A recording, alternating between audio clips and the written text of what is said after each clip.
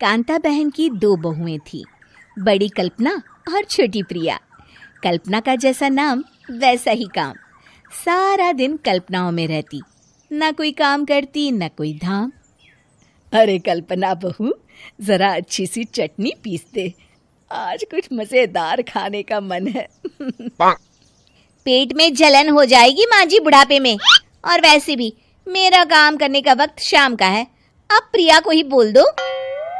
इतना कहकर कल्पना वहां से चली जाती है। कांता कल्पना के ऐसे रवैये से काफी परेशान रहती हैं। मैं बना देती हूँ माँ चटनी, ऐसा बोलकर प्रिया माँ को चटनी बनाकर प्लेट में खाने को देती है कि तभी वहां कल्पना आ जाती है। अरे वाह चटनी, जरा चक्कर तो देखो, बड़े दिन हो गए। अरे नहीं बहू, तू तो रहने ही दे चटनी खाना, पेट में जलन हो जाएगी।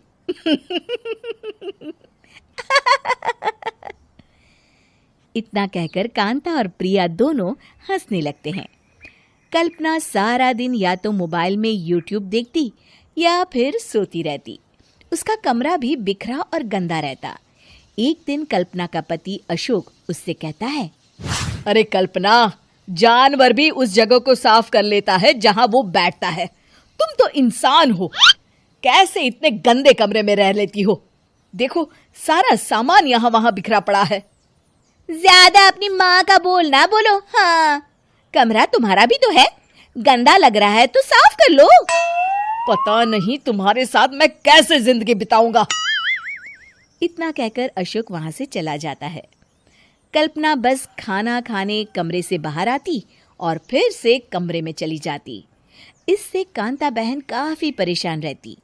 एक दिन प्रिया कांता से कहती है, माँ, मैं सारा दिन काम करके थक जाती हूँ, आप कल्पना दीदी से कहिए ना कि सुबह और शाम का काम बांट ले, मैं तो अब सिर्फ एक वक्त का ही काम करूँगी। हाँ। अरे तू वो भी ना करना, एक बहू तो कामचोर थी ही, दूसरी भी आ गई काम ना करने के बहाने लेकर। तभी वहां प्रिया का पति रमेश आ जाता है। माँ, मैं देख रहा हूँ भाभी कोई काम नहीं करती, प्रिया सारा दिन घर और रसोई का काम करती है, अब कुछ करो ना माँ।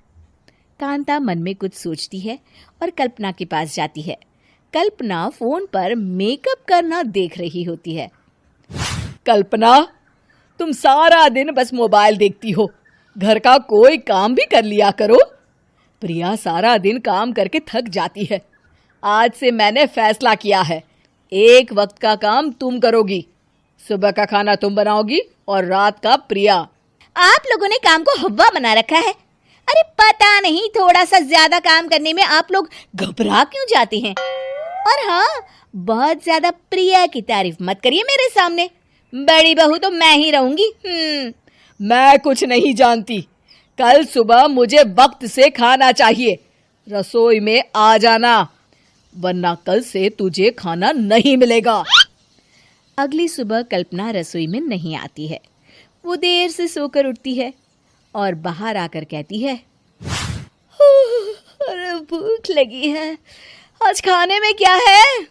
इतनी देर हो गई, आज किसी ने मुझे उठाया भी नहीं, पता नहीं कहाँ है सब। कल्पना को घर में कोई नहीं दिखता। वो रसोई की तरफ जाती है जहां बड़ा सा ताला लगा होता है। अरे रसोई में ताला! ओ, मैं तो भूल ही गई थी। माँ ने आज से सुबह का खाना मुझे बनाने को कहा था। हे भगवान, इतने लोगों का खाना बनाना क्या आसान है? तभी घर के सारे सदस्य बाहर से वापस आते हैं। वाह माँ जी, मजा आ गया छोले भटूरे खाकर। मेरे मुंह में तो अभी भी स्वाद आ रहा है। अरे कल्पना, तेरे भरोसे रहते तो हम तो भूखे ही रह जाते। कल्पना को बहुत गुस्सा आ जाता है। अब बहुत हो गया, आज से मैं अपनी रसोई अलग कर रही हूँ, मैं अपना खाना खुद बना लिया करूंगी। कल्पना अपनी रसोई अलग कर लेती है, पर आए दिन उसका देर से उठना और काम न करने की आदत से वो भूखी ही रह जाती थी। उसी के सामने घर के लोग अच्छे अच्छे पकवान खाते और कामचोर कल्पना को जैसे तैसे ही खाना बनाकर खाना पड़ता। पर एक दिन तो हद ही हो गई। माँ, दीदी आज सुबह से कमरे से बाहर नहीं निकली, हमें जाकर देखना चाहिए। सो रही होगी काम चोर कहीं की, पर तुम कहती हो तो चलो देख लेते हैं उसे।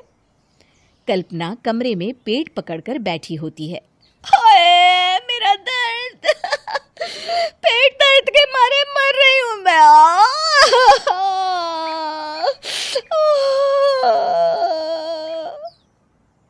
अरे दीदी क्या हुआ, पेट में दर्द क्यों हो रहा है? डॉक्टर को दिखाया आपने? माँ, कल्पना खड़ी होती है और माँ जी के पास आती है।